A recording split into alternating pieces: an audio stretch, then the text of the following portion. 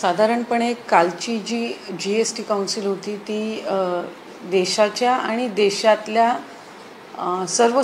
सर्वसामान्य नागरिकांच्या दृष्टीने अतिशय महत्त्वपूर्ण होती आणि कालच्या GST काउन्सिलमध्ये GSTच्या संदर्भातले काही ऐतिहासिक असे त्या ठिकाणी बदल जे आहेत ते घेण्यात आले आणि देशातल्या सगळ्याच राज्यांचे प्रतिनिधी, काही मुख्यमंत्री, काही उपमुख्यमंत्री, अर्थ विभागाचे आणि काही राज्याचे मंत्री त्या ठिकाणी प्रतिनिधी म्हणून आलेले होते आणि देशाच्या आपल्या अर्थमंत्री निर्मला सीतारामन मॅडमनी त्यांच्या अध्यक्षतेखाली ही काउन्सिल पार पडली आणि जे काही ऐतिहासिक बदल हे देशाचे लोकप्रिय पंतप्रधान नरेंद्र मोदी साहेब यांच्या मार्गदर्शनाखाली त्यांनी 15 ऑगस्टला जे काही जाहीर केले होते त्यानुसार जे काही घेण्यात आले त्याच्यामध्ये सर्वसामान्य जनतेला एक मोठा दिलासा या GST काउन्सिलमध्ये झालेल्या काही निर्णयातून नक्कीच त्या ठिकाणी मिळणार आहे। मॅम, याच्यातून जो महाराष्ट्राला तोटा होणार आहे का फायदा होणार आहे?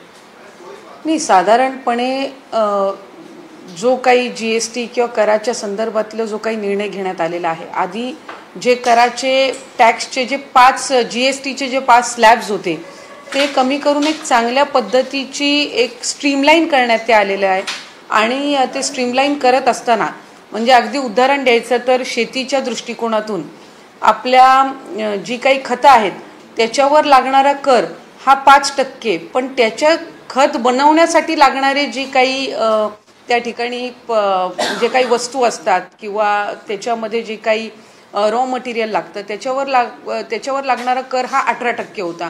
त्याच्यामुळे तो एक माफी काही ठिकाणी माफ करण्यात आलाय पूर्णपणाने, काही ठिकाणी तो एक समान ठेवण्यात आलेला आहे। त्याच्यामुळे शेतकऱ्यांच्या दृष्टिकोनातून हा एक अतिशय महत्त्वपूर्ण निर्णय आहे। हेल्थ इन्शुरन्स असेल, हेल्थ इन्शुरन्स हा साधारणपणे सगळ्याच नागरिकांच्या दृष्टीने हा एक अतिशय महत्त्वपूर्ण निर्णय आहे। त्याच्यामुळे याच्यामध्ये राज्याचं किंवा देशाचं किती आर्थिक नुकसान याच्यापेक्षा जनतेच्या दृष्टिकोनातून त्यांना हेल्थ इन्शुरन्समध्ये त्या ठिकाणी टॅक्स रिलीफ GST रिलीफ देणं हे त्या ठिकाणी गरजेचं होतं आणि ती साधारणपणे GST काउन्सिलच्या सगळ्यांचीच एकमताने भूमिका होती। तो एक निर्णय घेण्यात आला, जे आपले मेडिकल इक्विपमेंट्स असतात, जे हेल्थ फॅसिलिटीज आहेत त्याच्यावर आणि त्याचबरोबर ज्या काही बेसिक एसेन्शियल कमॉडिटीज आहेत म्हणजे दैनंदिन ज्या आपल्या वस्तू आहेत त्याच्यावर लागणारा जो कर त्याच्यामध्ये बऱ्यापैकी सवलत किंवा तो 5%वर आणण्यात आलेला आहे। त्याच्यामुळे राज्याचं किंवा देशाचं आर्थिक नुकसान किती जास्ती कमी जास्ती आणि त्याचे काय परिणाम आहेत हे साधारणपणे आत्ता त्या नकारात्मक बाबीमध्ये जाण्यापेक्षा बाबी म्हणून नाही, पण ताई महाराष्ट्राला याच्यामध्ये किती महसुलात घट होणार आहे हा प्रश्न आहे किंवा फायदा होणार आहे? नाही, या संदर्भातलं जे काही कॅल्क्युलेशन आहे ते प्रत्येक राज्यांनी मांडण्यासाठी एक साधारणपणे कालावधी आम्हाला सगळ्यांनाच आहे। काल GST काउन्सिलमध्ये त्या संदर्भातली सुद्धा चर्चा झाली की एका बाजूला देशाच्या जनतेच्या हिताच्या दृष्टिकोनातून हा संपूर्ण निर्णय घेत असताना जी काही कुठे जे काही रेव्हेन्यू लॉसेस, मला आपल्या माध्यमातून हेही नमूद करायचं आहे की काही बाबी अशा आहेत ज्याच्यावर कर जो आहे हा साधारणपणे 40%चा जो नवीन जो त्याच्यामध्ये स्लॅब तयार करण्यात आलेला आहे तर तो सुद्धा आहे आणि जिथे कुठे थोडासा तोटा होतोय तिथं काही रेव्हेन्यू जनरेशनसुद्धा नव्याने होणार आहे। त्याच्यामुळे आत्ता किती त्याचा आर्थिक फटका आहे हे आम्ही साधारणपणे पहिलं दुसरं क्वार्टर ज्या वेळेला हे GST लागू झाल्यानंतर होईल त्याच वेळेला त्या संदर्भामध्ये आम्हाला एक स्पष्ट चित्र त्या ठिकाणी दिसेल। पण मला पुन्हा एकदा या संदर्भामध्ये नमूद करायचं आहे की वेगवेगळे राज्य आहेत, नवीन ज्या वेळेला GST किंवा काही त्याच्यामध्ये रिफॉर्म्स येतात, काही बदलाव येतात त्यावेळेला काही ना काही थोड्याफार प्रमाणात आर्थिकरित्या त्याच्यामध्ये जे काही आपलं रेव्हेन्यू जनरेशन असतं, जे उत्पन्न असतं त्याच्यावर फरक पडत असतो। पण लार्जर इंटरेस्टमध्ये आणि देशाच्या दृष्टिकोनातून जे काल झालेले बदल आहेत किंवा GST काउन्सिलमध्ये जे काल झालेले निर्णय आहेत हे अतिशय महत्त्वपूर्ण आहेत, सकारात्मक आहेत आणि जसं राज्यावर आहे तसं देशाच्या काही रेव्हेन्यू जनरेशनमध्ये किंवा इन्कममध्ये सुद्धा त्याच्यातून फरक पडणार आहे। त्याच्यामुळे एक साधारणपणे व्यापक दृष्टीने जर आपण विचार केला तर जर काही चांगले महत्त्वपूर्ण देशाच्या जनतेच्या दृष्टिकोनातून होणारे बदल असतील, त्यांच्या आयुष्यामध्ये सकारात्मक बदल होणार असतील, तर त्यामध्ये थोडीफार आर्थिक ओढाताण ही राज्याची किंवा देशाची त्या ठिकाणी होणं हे स्वाभाविक आहे.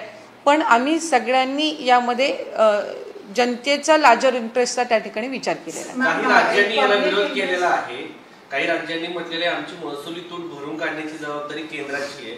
महाराष्ट्राची काय भूमिका असणार आहे? नाही, आम्ही सुद्धा ज्या वेळेला GST काउन्सिलमध्ये राज्य म्हणून मत मांडलं त्यावेळेला केंद्राने किंवा अर्थ विभागाने आणलेल्या या जे काही त्यांच्या रिफॉर्म्स आहेत त्याला आम्ही पाठिंबा दिला, पूर्णपणाने आम्ही त्याला सपोर्ट केलेला आहे. आणि तो करत असताना GSTच्या दृष्टिकोनातून जे वर्किंगमध्ये काही सुधार आहेत ते आम्ही त्या ठिकाणी सुचवलेले आहेत. काही आमच्याकडे रिप्रेझेंटेशन्स येतील त्याचेही आम्ही लेखी विभागाकडे आणि मंत्री महोदयांकडे त्या ठिकाणी सादर करणार आहोत राज्य म्हणून. पण साधारणपणे बहुतांशी राज्यांनी त्याच्यामध्ये सकारात्मक भूमिकाच घेतली आणि त्याच्यामध्ये या निर्णयाला पाठिंबाच दिला. काही राज्य आहेत ज्यांनी रेट रॅशनलायझेशनला विरोध केला नाही. रेट रॅशनलायझेशनमध्ये वोटिंग झाली नाही. एकमताने आम्ही सगळ्याच राज्यांनी त्याला मान्यता दिली. काही त्यांच्या शंका कुशंका होत्या आणि त्या शंका कुशंका स्वाभाविकपणे त्यांनी त्यांच्या राज्याच्या वतीने मांडल्या.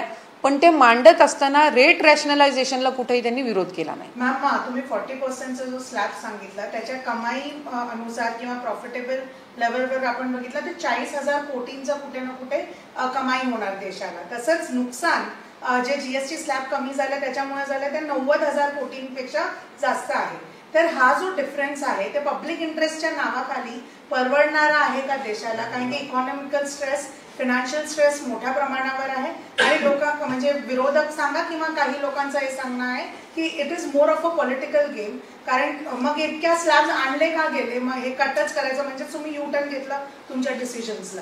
नाही, साधारणपणे सुरुवातीलाच मी म्हटल्याप्रमाणे काही अशा बाबी आहेत जिथे सर्वसाधारण जनतेला त्यांचं हित बघणं ही एक लोकप्रतिनिधी म्हणून किंवा देशाचा प्रतिनिधी म्हणून त्या ठिकाणी जबाबदारी ही असते.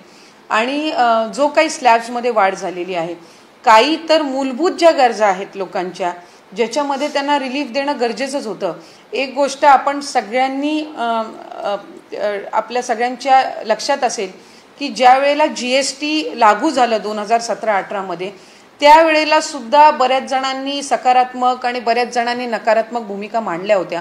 पण एक वस्तुस्थिती आहे की जेव्हापासून GST त्या ठिकाणी लागू झालं, जगाच्या याच्यावर सर्वात खरं तर उशिरा GST लागू करणाऱ्यांपैकी, इम्प्लिमेंट करणाऱ्यांपैकी एक हा भारत देश आहे. पण जेव्हापासून ते लागू करण्यात आलं तेव्हापासून साधारणपणे त्याचा राज्यांना आणि केंद्राला फायदाच झालेला आहे. आज जरी ही तूट दिसत असली तरीही या संदर्भातली किती नक्की लॉसेस हे त्या ठिकाणी फायनान्शियल लॉसेस हे राज्याला किंवा देशाला त्या ठिकाणी होतील याचं मूल्यमापन हे हा निर्णय लागू झाल्यानंतरच्या सेकंड थर्ड क्वार्टरमध्येच त्या ठिकाणी लक्षात येईल.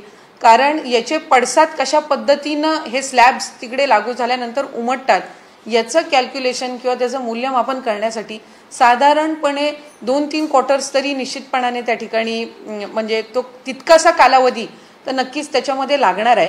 आणि आज जर आपण बघितलं तर हेल्थ इन्शुरन्समध्ये रिलीफ मिळावा, टॅक्स रिलीफ मिळावा ही सगळ्यांचीच मागणी होती. त्यावर अनेक मागच्याही GST काउन्सिलमध्ये चर्चा झाली होती की जे 60च्या वरची ज्येष्ठ नागरिक आहेत त्यांना ती देण्यात यावी का, मग कशा पद्धतीनं त्याचं मूल्यमापन व्हावं आणि डिस्क्रिमिनेशन न करता जर ते चांगल्या पद्धतीनं सगळ्यांसाठीच हेल्थ इन्शुरन्स असेल आणि प्रत्येक राज्याने हेल्थ इन्शुरन्सच्या संदर्भातल्या निर्णयाचं स्वागत केलं. आज आपण कृषीप्रधान देश म्हणून ओळखलं जातो. आज खतांमध्ये ज्या वेळेला आपण करामध्ये सवलत दिलेली आहे त्याच वेळेला ज्या ज्या वस्तूंनी, ज्या ज्या रॉ मटेरियल्सनी किंवा ज्या ज्या गोष्टी ते खत तयार करण्यामध्ये त्या ठिकाणी बनवलं जातं तिथं 18% GST आणि मग खताच्या याच्यामध्ये आपण करामध्ये सवलत देऊन त्याचं तसं पाहायला गेलं तर शेतकऱ्यांना हवा तितकासा फायदा होत नव्हता. आणि मग आज शेतकऱ्यांच्या दृष्टिकोनातून जर तो निर्णय घेतला असेल तर मला वाटते साधारणपणे त्याचं स्वागतच सगळ्यांनी करणं त्या ठिकाणी आहे. लाडकी बहीण योजनेमुळे आधीच राज्य सरकारला काटकसर करावी लागते. आता ह्या जीएसटी रिफॉर्ममुळे राज्य सरकारला परवडणार आहे का हे नुकसान? नाही, साधारणपणे ज्या वेळेला एखादे रिफॉर्म्स येत असतात, ज्या वेळेला एखाद्या आपण करामध्ये सुधारणा त्या ठिकाणी आणत असतो, त्यावेळेला सुरुवातीच्या कालावधीमध्ये त्याच्यामध्ये ताण असणं हे स्वाभाविक आहे. पण या जीएसटी याच्यामध्ये जे काही महत्त्वपूर्ण बदलाव जे करण्यात आलेले आहेत त्याच्यातून एम्प्लॉयमेंट जनरेशन असेल किंवा ऑटोमोबाईल सेक्टरमध्ये टू व्हीलर असतील किंवा इतर ज्या बाबी असतील याच्या प्रोडक्शनमध्ये आणि त्याच्या विक्रीमध्ये सुद्धा वाढ होण्याची निश्चितपणाने त्या ठिकाणी शक्यता आहे. त्याचबरोबर काही आता आमच्या इथं एक्साईज डिपार्टमेंटनी काही नवीन रिफॉर्म्स राज्य म्हणून आणलेले आहेत, त्याच्यातून काही उत्पन्न वाढण्याची त्या ठिकाणी शक्यता आहे.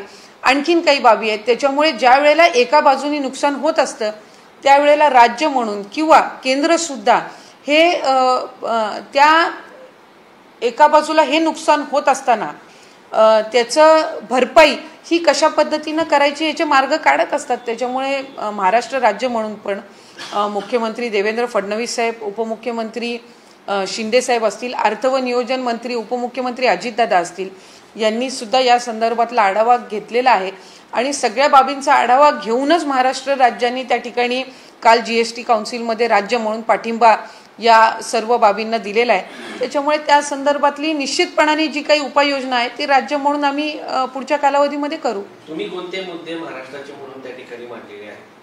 आम्ही साधारणपणे त्यांनी आणलेल्या या बदलावाचं स्वागत केलं, कारण सर्वसामान्य माणसाच्या दृष्टिकोनातून हे बदलाव हे निश्चितपणाने महत्त्वपूर्ण आहेत आणि ते करत असताना काही जीएसटीच्या संदर्भातले जे काही प्रोसिजर आहे किंवा काही त्याच्या संदर्भातल्या ज्या बाबी आहेत ह्या स्ट्रीमलाईन करण्याच्या संदर्भात आहेत. त्या संदर्भामध्ये आम्ही त्याच्यामध्ये मुद्दे मांडले. त्याचबरोबर हे बदल त्या ठिकाणी करत असताना आता आणखीन कुठलाही कट किंवा आर्थिक भार हा राज्यावर येऊ नये ह्या दृष्टिकोनातून सुद्धा आम्ही त्या ठिकाणी निवेदन दिलेलं आहे. राज्य म्हणून काही रिप्रेझेंटेटिव्स हे राज्याचे मुख्यमंत्री फडणवीस साहेबांना आणि अजितदादांकडे काही दिवसांपूर्वी येऊन गेले. त्यांची सुद्धा जी काही लेखी म्हणणं आहे ते आम्ही त्या ठिकाणी विभागासमोर आम्ही ठेवलेलं आहे. त्यामुळे पुढच्या कालावधीमध्ये तेही आणखीन त्या ठिकाणी आम्ही त्याचा पाठपुरावा करण्याचा प्रयत्न करणार. पण साधारणपणे आज ही जी काही भूमिका घेतलेली आहे केंद्राने त्याला पाठिंबा देत असताना मी म्हटल्याप्रमाणे केंद्राने सुद्धा काल सर्व राज्यांनी पाठिंबा दिल्यानंतर प्रत्येक राज्याला कुठेही या संदर्भातलं जास्त नुकसान होणार नाही किंवा केंद्र हे त्यांच्या पाठीशी ठाम पद्धतीनं राहील अशा पद्धतीनं त्यांनी आश्वासित केलेलं आहे. अगोदर असं सरकारचं जेव्हा निवडणुका सुरू होत्या त्या दरम्यान तुमचं आश्वासन होतं की शेती अवजारांवरती कुठलाही जीएसटी लागणार नाही, ट्रॅक्टरवरती पण लागणार नाही. मग तुम्ही आता 5% जीएसटी करणार असं सांगताय? नाही, मी आधी जो 18% होता त्याच्यावरून 5%वर आलेला आहे, त्याच्यावर 5% आलेला आहे. त्याच्यामुळे आश्वासनं ज्या वेळेला निवडणुकीच्या कालावधीमध्ये दिलेली असतात ही 5 वर्षाच्या कालावधीसाठी दिलेली असतात. उलट आम्ही 18%वरून ती 5%वर पहिल्याच वर्षाच्या कालावधीमध्ये त्या ठिकाणी जीएसटीचा आलेला आहे. त्याच्यामुळे याच्यातनं एक मोठ्या पद्धतीची सवलत ही शेतकरी बांधवांना निश्चितपणाने मिळणार आहे. आणि त्या व्यतिरिक्त जे आपण वारंवार हायलाईट करतोय की राज्याचं इतकं आर्थिक नुकसान, ते आर्थिक नुकसान कशा पद्धतीनं भरून काढायचं याच्यासाठी राज्यातलं आणि देशातलं नेतृत्व हे सक्षम आहे. पण ते करत असताना ते नुकसान होणार आहे म्हणून आपण शेतकऱ्यांना दिलासा देऊ नये या मताचे तरी निश्चितपणाने आपण सर्व मंडळी नाही आहोत. त्याच्यामुळे शेतकऱ्यांना जो काही याच्यातून कर दिलासा मिळत आहे, मला खात्री आहे की शेतकरी, शेती आणि बळीराजा जो आपल्या देशाचा आणि राज्याचा कणा आहे यांना नक्कीच याच्यातून महत्त्वपूर्ण पाठबळ हे या कर सवलतीतून मिळणार. आणखी एक याच्यामधलाच मुद्दा आहे घराच्या संदर्भातचा, जे की सिमेंट जे आहे 28%वरून 18% आलेलं आहे. तर यामुळे सामान्यांचं स्वप्न जे आहे ते पूर्ण होऊ शकतात, घराच्या किमती जे आहेत त्या कमी होऊ शकतात. नक्कीच, कारण एका बाजूला पंतप्रधान आवास योजना असेल, राज्याच्या घरकुल योजना असतील, या सगळ्या याच्यामध्ये जे काही आपण त्या योजनांअंतर्गत जे काही घर बांधण्यासाठी आर्थिक सहाय्य हे दुर्बल घटकाला करत असतो.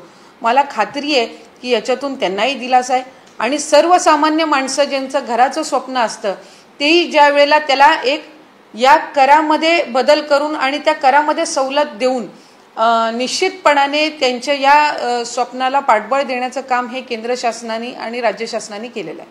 काही लाडकी बहीण योजनेमध्ये स्क्रुटिनी करताना काही लोकांना पैसे गेलेले आहेत, त्याच्यामुळं अनेक पैसे शासनाचा पैसा गेला, मात्र स्क्रुटिनी करणारे जे अधिकारी होते त्यांच्यावरती काही कारवाई करण्यात आली का? साधारणपणे 28 जून 2024 मध्ये या योजनेची घोषणा झाली आणि ज्या वेळेला या योजनेची घोषणा झाली 1 जुलैपासून त्याचं रजिस्ट्रेशन सुरू झालं. मला आपल्या माध्यमातून नमूद करायचं आहे की आमच्याकडे जे काही रजिस्ट्रेशन ऑक्टोबर महिन्यापर्यंत गेल्या 2024च्या ऑक्टोबर महिन्यापर्यंत जे काही रजिस्ट्रेशन आलेलं होतं ती संख्या 2,63,00,000पेक्षा जास्तीची होती.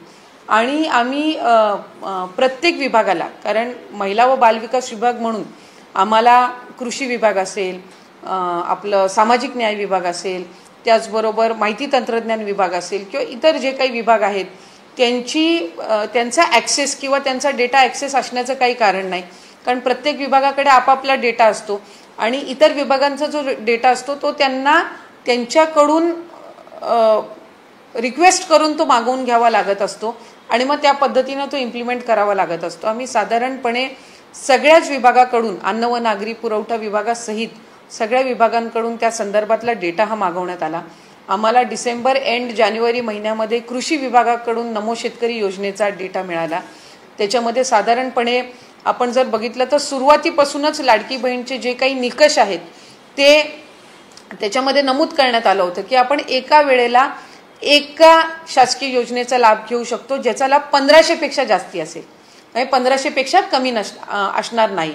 त्याच्यामुळे नमो शेतकरीचा लाभ हा साधारणपणे त्या लाभार्थ्यांना 1000 रुपयाचा लाभ जातो, तर लाडकी बहीणमधनं त्यांना 500 रुपयाचा लाभ मिळणं अभिप्रेत आहे, म्हणजे तो शासनाचा 1500चा लाभ हा त्यांच्या खात्यावर जात असतो. त्यामुळे साधारणपणे नमो शेतकरीचा आम्ही जानेवारी महिन्यापासून ते इम्प्लिमेंटेशन सुरू केलं, म्हणजे त्या लाभार्थ्यांना 1500च्या ऐवजी तिथे 500 लाडकी बहीण आणि 1000 नमो शेतकरी अशा पद्धतीनं झालं. त्याच्यानंतर आम्हाला आणखीन काही विभागाचे त्या ठिकाणी अभिप्राय प्राप्त झाले. आज माहिती व तंत्रज्ञान विभागाने, IT विभागाने जो काही डेटा दिलेला आहे तो साधारणपणे चंक आहे, 26 लाखाचा तो चंक आहे. आता 2,63,00,000 जे काही रजिस्ट्रेशन झालंय याच्यातले साधारणपणे आमच्या छाननीमध्ये जे विभागाने छाननी केली होती सुरुवातीपासून त्याच्यामधनं जो लाभार्थ्यांचा आकडा होता जो 3-4 महिन्यासाठी स्टेबलाइज होता हा 2,47,00,000 होता. याचा अर्थ असा की 2,63,00,000 रजिस्ट्रेशन झालं होतं. आता स्क्रुटिनी जर केली नसती तर 2,47,00,000 तो कधी आलाच नसता, तो 2,63,00,000वरच राहिला असता. त्याच्यामुळे ते साधारणपणे स्क्रुटिनी ही आमच्याकडून चालू होती. प्रत्येक विभागाकडून डेटा यायला हा साधारणपणे 2-4 महिन्याचा कालावधी लागत असतो. 26 लाखाचा जो डेटा आमच्याकडे आता प्राप्त झालेला आहे हा जनरल डेटा आहे. याच्यातले असे काही लाभार्थी असतील जे आमच्या पहिल्या स्क्रुटिनीमध्ये सुद्धा त्या ठिकाणी वगळले गेलेले आहेत. काही लाभार्थी असे त्या ठिकाणी असतील की ज्यांचे त्यावेळेला बँक अकाउंट्स नव्हते म्हणून घरातल्या एका व्यक्तीचं त्यांनी बँक अकाउंट दिलेलं असेल, म्हणजे एखादी महिला जिचं कदाचित त्यावेळेला स्वतंत्र बँक अकाउंट नसेल म्हणून तिने तिच्या पतीचं किंवा घरातला जो काही भाऊ असेल किंवा घरातला पुरुष असेल ज्याचं बँक अकाउंट असेल त्याचे डिटेल दिले असतील. त्यामुळे त्याचं ग्राउंड लेवलची स्क्रुटिनी होणं हे त्या ठिकाणी गरजेचं आणि जे आता सुरू आहे. बऱ्याचशा आमचं साधारणपणे त्या संदर्भातलं एक 35-40% काम झालेलं आहे. आणखीन पुढचं जे 50-60% राहिलेलं आहे ते ह्या 10-15 दिवसात होणं अपेक्षित आहे आणि ते झाल्यानंतर एक्झॅक्टली तो आकडा किती आहे हा त्या ठिकाणी लक्षात येईल.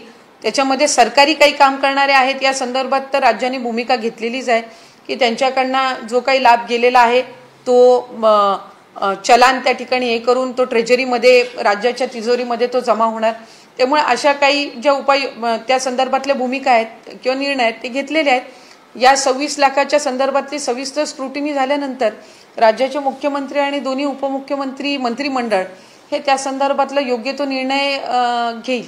याच्यामध्ये काही नावं दुसऱ्या राज्यातले पण होते, काही पुरुषांना देण्यात आले, त्या जे स्क्रुटिनी अधिकारी होता त्यांनी ते बघितलं का नाही? नाही, खरं तर कुठल्याही इतर राज्याच्या याला लाभ हा देण्यात आलेला नाहीये. आमच्या विभागाच्याच प्रथम स्क्रुटिनीमध्ये जर ते राज्याच्या बाहेर असतील, परप्रांतीय असतील, तर त्याच्यामध्ये ते लक्षात आलेलं आहे. आणि कदाचित माध्यमांकडनं ही 2-4 महिने किंवा 5 महिने विलंबाने ती बातमी आलेली आहे. पण ज्या वेळेला प्रायमरी स्क्रुटिनी झाली त्याच वेळेला अशा ज्या बाबी आहेत त्या विभागाच्याच अधिकाऱ्यांच्या निदर्शनास आल्या आणि त्या वेळेलाच त्यांना लाभ हा दिला गेलेला नाहीये. पुरुषांच्या संदर्भातलं मी जे आपल्याला म्हटलं की जो काही 12-14 हजारचा डेटा आलेला आहे, हा डेटा आमच्याकडे आलेला असताना ती लाभार्थी पात्र आहे पण तिचं बँकमध्ये खातं नव्हतं म्हणून तिने घरातल्या पुरुषाचं नाव खातं दिलेलं आहे का, तर त्याचं क्रॉस व्हेरिफिकेशन असेल किंवा प्रत्यक्षामध्ये पुरुषांनीच भरलेला आहे का, तर ह्या सगळ्या ज्या बाबी आहेत या ग्राउंड लेवल स्क्रुटिनी आमच्या अंगणवाडी सेविका, मदतनीस आणि विभागाकडून चालू आहे. त्याचा सविस्तर डेटा ज्या वेळेला येईल त्याच वेळेला त्या ठिकाणी तो आम्हाला मांडता येईल. मराठा आरक्षणाच्या अनुषंगाने सरकारने GR काढल्याच्या नंतर ओबीसी आक्रमक झालेले आहेत, ओबीसी समाज नाराज झालेला आहे. भुजबळांनी तर काल मंत्रिमंडळाच्या बैठकीत प्रश्न पण फारकत घेतल्याचं बघायला मिळाले. ओबीसीवरती अन्याय ही त्यांची प्रमुख भूमिका आहे. साधारणपणे मराठा समाजाला आरक्षण मिळावं ही त्या समाजातल्या बांधवांची आणि सर्वसाधारण सगळ्यांचीच त्या ठिकाणी भूमिका राहिलेली आहे. लोकप्रतिनिधी म्हणून राज्याचे मुख्यमंत्री, दोन्ही उपमुख्यमंत्री, मंत्रिमंडळ, सगळे आमदार, सगळे खासदार, सगळे लोकप्रतिनिधी, आमच्याही सगळ्यांची भूमिका राहिलेली आहे की मराठा समाजाला आरक्षण मिळालं पाहिजे. पण ते मराठा समाजाला आरक्षण मिळत असताना कुठल्याही घटकाच्या आरक्षणाला म्हणजे ओबीसीच्या आरक्षणाला धक्का न लागता मिळावं ही साधारणपणे त्या ठिकाणी सर्वांची भूमिका ही त्या ठिकाणी राहिलेली आहे. त्याच्यामुळे आज मराठा समाजाला जो काही शासन निर्णय निर्गमित झालेला आहे त्या उपोषण हे मराठा समाजाच्या वतीने जरांगे पाटलांच्या प्रमुख त्या ठिकाणी मार्गदर्शनाखाली आणि ते उपोषणाला सुद्धा त्या ठिकाणी समाजाच्या वतीने बसलेले होते आझाद मैदानावर. आणि राज्याच्या मुख्यमंत्री महोदयांनी, देवेंद्र फडणवीस साहेबांनी उपमुख्यमंत्री होते आणि त्यामध्ये एक उपसमिती त्या ठिकाणी तयार करण्यात आलेली होती आणि त्या उपसमितीने जे काही त्याच्यामध्ये सुचवलेल्या बाबी होत्या त्याच्यावर विचार करून हा शासन निर्णय निर्गमित करण्यात आला. आणि तो जरी केलेला असला तरी सुरुवातीपासून शासनाने ही भूमिका ठेवलेली आहे किंवा मुख्यमंत्री महोदय आणि उपमुख्यमंत्री महोदय आम्ही सगळ्यांनी भूमिका ठेवलेली आहे की एका बाजूला मराठा समाजाला आरक्षण देत असताना ओबीसी घटकाच्या आरक्षणाला किंवा त्यांच्या हिताला कुठेही धक्का लागू देणार नाही आणि त्या भूमिकेवर आम्ही सगळीच मंडळी त्या ठिकाणी ठाम आहोत.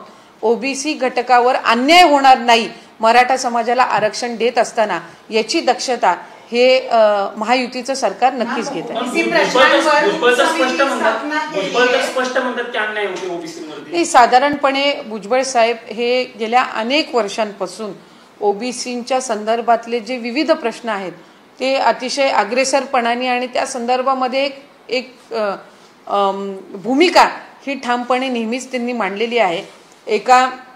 काही ओबीसी घटकांसोबत किंवा ओबीसी नेत्यांसोबत त्यांची बैठकी त्या संदर्भातली झालेली होती आणि ओबीसींसाठीचा लढा हा त्यांचा गेल्या अनेक वर्षांपासूनचा हा त्या ठिकाणी सुरू आहे आणि त्यातून त्यांनी ती मांडलेली भूमिका आहे. पण मला खात्री आहे की तेही आज मंत्रिमंडळामध्ये एक वरिष्ठ मंत्री आहेत. गेल्या अनेक 40-50 वर्षाचा त्यांचाही त्या ठिकाणी राजकीय अनुभव आहे, सामाजिक अनुभव त्या ठिकाणी आहे आणि साईडलाईन केलं गेलं असं कुठे ना कुठे प्रश्न येतं. कारण की उपसमितीमध्ये जी काल स्थापना ज्याची झाली ओबीसीच्या प्रश्नांवर ते 5 वर्षापूर्वी जेव्हा महाविकास आघाडी होती तेव्हा ते प्रमुख पदावर होते. आता मात्र नुसतं सदस्य पदावर त्यांना ठेवलं. मला आपल्या माहितीसाठी सांगायचं आहे की ओबीसींच्या संदर्भामधली आणि ओबीसींसाठी ज्या वेगवेगळ्या योजना आहेत ते ओबीसी घटकापर्यंत पोहोचाव्यात यासाठी समिती स्थापन करण्यात यावी ही भूमिका भुजबळ साहेबांनीच राज्याचे मुख्यमंत्री फडणवीस साहेब आणि दोन्ही उपमुख्यमंत्र्यांसमोर ठेवली आणि त्याला 1 मिनिटाचाही विलंब न लावता त्या ठिकाणी मंत्रिमंडळाच्या आणि मुख्यमंत्री महोदयांच्या अध्यक्षतेखाली त्या बैठकीमध्ये त्याला मान्यताही देण्यात आली आणि त्यानुसार आज ही उपसमिती त्या ठिकाणी जाहीर करण्यात आलेली आहे. आणि मला एका गोष्टीची खात्री आहे की आम्ही सर्वच मंडळी जे आहोत ती सर्व समाजाच्या दृष्टिकोनातून चांगली भूमिका, सर्व समाजाचं हित या बाजूनी विचार करणारी आम्ही सगळी मंडळी आहोत. त्याच्यामुळे आज समितीचा अध्यक्ष कोण, समितीचे सदस्य कोण याच्यापेक्षा त्या समितीमध्ये जे सगळे सहभागी आहेत हे ओबीसी घटकाच्या दृष्टिकोनातून चांगले निर्णय घेतील आणि सुचवतील आणि त्याचबरोबर जे काही ओबीसींसाठी योजना आहेत त्या त्यांच्यापर्यंत अधिक प्रभावीपणे पोहोचवण्याच्या दृष्टिकोनातून या समितीच्या माध्यमातून सूचना येतील. याकडे आम्ही सगळी मंडळी ही जास्ती लक्ष केंद्रित करून आहोत. याच्यामध्ये मग दोन्ही अध्यक्षपद म्हणजे दोन्ही समित्यांचे ते भाजपच्या नेत्यांकडे दिले आहेत. दोन्ही कुठल्या? मराठा उपसमिती त्याचबरोबर ओबीसी उपसमिती. एक चंद्रशेखर बावनकुळे आहेत, दुसरीकडे राधाकृष्ण विखे पाटील. दोन्ही नेते हे भाजपचे आहेत. साधारणपणे उपसमित्या ज्या वेळेला नेमल्या जात असतात त्यावेळेला अध्यक्ष, त्या उपसमितीमधले सदस्य, त्या उपसमितीचे जे काही निर्णय होतात हे राज्याचे मुख्यमंत्री फडणवीस साहेब, राज्याचे उपमुख्यमंत्री एकनाथ शिंदे साहेब, राज्याचे उपमुख्यमंत्री अजितदादा या तिघांसमोर त्या ठिकाणी मांडले जातात.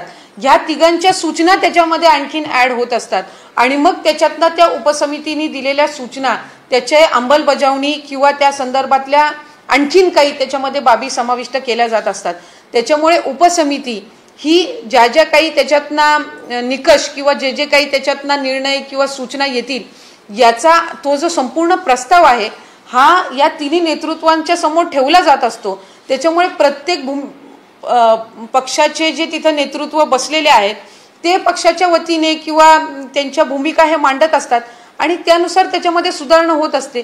त्यामुळे उपसमिती ह्या सगळ्या ज्या काही तुमच्याकडे बाबी किंवा सगळे जे पर्याय हे नमूद असतात किंवा काय पर्याय हे त्याच्यामध्ये आपण काढू शकतो या संदर्भातले वेगवेगळे सूचना आणि सुझाव आणत असतात, प्रस्ताव आणत असतात. त्याच्यावर अंतिम निर्णय हे राज्याचे तिन्ही नेते घेत असतात. त्याच्यामुळे अध्यक्ष कोण, सदस्य कोण या बाबींमध्ये जर पडत राहिलो तर प्रश्न आम्ही कधी सोडवणार? प्रश्न याच्यासाठी की ताई अनेक वेळा मुख्यमंत्री पदासाठी देखील नेते आणून ठेवतात. त्यावेळेस तर सगळा निर्णय हा मुख्यमंत्री पदाचा नसतो, तो मंत्रिमंडळाचा असतो. कारण त्या अध्यक्ष पदाच्या व्यक्ती जो आहे त्याने संघटनेसाठी मला एका बाबीची खात्री आहे की जरी अध्यक्ष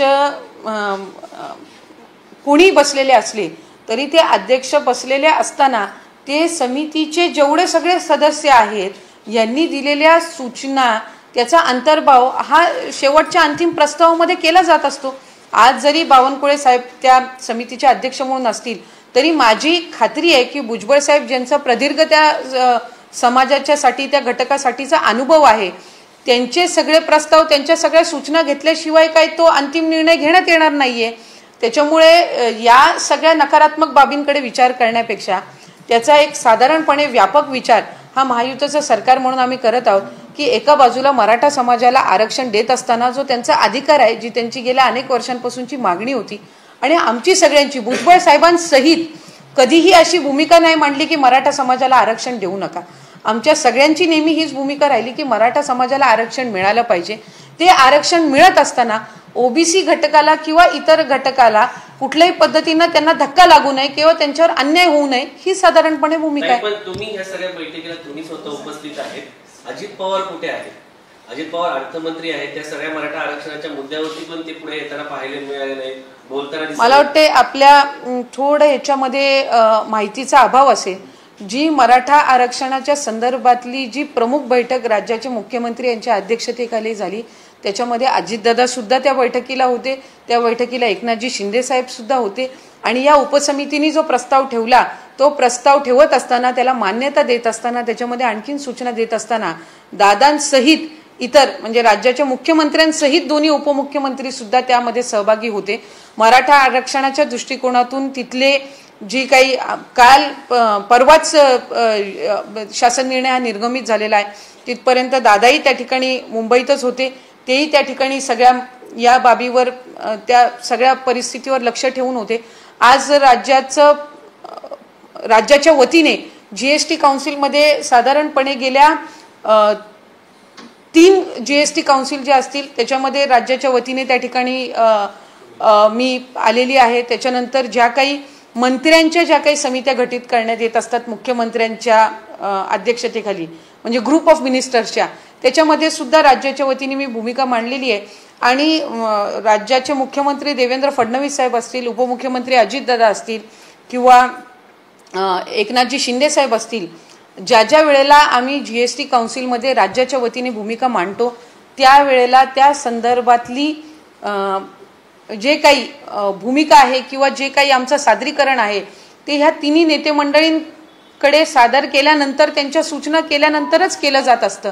त्याच्यामुळे काल जी भूमिका GST काउन्सिलमध्ये राज्याच्या वतीने मंत्री म्हणून मी तिथं प्रतिनिधी होती आणि जी घेतली ही राज्याची आणि अर्थमंत्र्यांची आणि मुख्यमंत्र्यांचीच भूमिका होती. त्याच्यामुळे ते नाहीत म्हणून राज्याच्या भूमिकेमध्ये कुठे कमी जास्ती आहे तर अशातला काही भाग नाहीये. राज्याच्या ते मान्य आहे, पण एका पक्षाचे प्रमुख म्हणून मराठा आरक्षणाच्या संदर्भामध्ये त्यांनी माध्यमांसमोर येऊन कुठली भूमिका मांडलेली पाहायला मिळाली. मला वाटतं ते आपण मिस केली असावी की गणपतीच्या कालावधीमध्येच माध्यमांसोबत त्यांनी संवादी साधला आणि त्यांनी स्पष्ट भूमिका घेतली की मराठा समाजाला आंदोलन करण्याचा अधिकार हा प्रत्येक नागरिकाला त्याच्या मागण्यांसाठी आहे. त्या मागण्यांसाठी ते आंदोलन करत आहेत आणि त्यांना आरक्षण दिलं जावं ही सर्वसाधारणपणे आमच्या सगळ्यांची भूमिका आहे. ही त्या ठिकाणी हे त्यांचं मत हे त्यांनी स्पष्टपणाने त्या ठिकाणी मांडलेलं होतं. कोकणातला अजून एक नेता वैभव खेडेकर हे भाजप जॉईन करण्यासाठी पुढे होत होते, मात्र असं सांगितलं जाते की शिवसेना आणि तुमचा राष्ट्रवादी काँग्रेस जे त्याचा विरोध आहे म्हणून ते कुठे ना कुठे थांबले. राष्ट्रवादी काँग्रेस पक्षाकडून महायुतीमध्ये जर ते सहभागी होत असतील तर त्याचा विरोध करण्याचं काही कारण नाहीये आणि मला वाटत नाही की राष्ट्रवादी काँग्रेस पक्षाने त्या संदर्भातला काही विरोध केलेला आहे. वैभव खेडेकर हे खेड नगर परिषदेचे नगराध्यक्ष राहिलेले आहेत, थेट नगराध्यक्ष. साधारणपणे तिथून चांगल्या पद्धतीनं त्यांना प्रतिसाद मिळालेला आहे. आज जर त्यांनी त्यांची राजकीय भूमिका भारतीय जनता पक्षामध्ये जाण्याची घेतलेली असेल तर त्याच्यामध्ये राष्ट्रवादी काँग्रेस पक्षाचं काही विरोध किंवा वेगळं मत असण्याचं काही कारण नाही. स्वाभाविकपणे प्रत्येक पक्षाला हा आपापला पक्ष वाढवण्याचा हा तितकाच अधिकार त्या ठिकाणी आहे आणि ते महायुतीमध्ये सहभागी होत आहेत या गोष्टीचा आनंद आम्हाला नक्कीच आहे.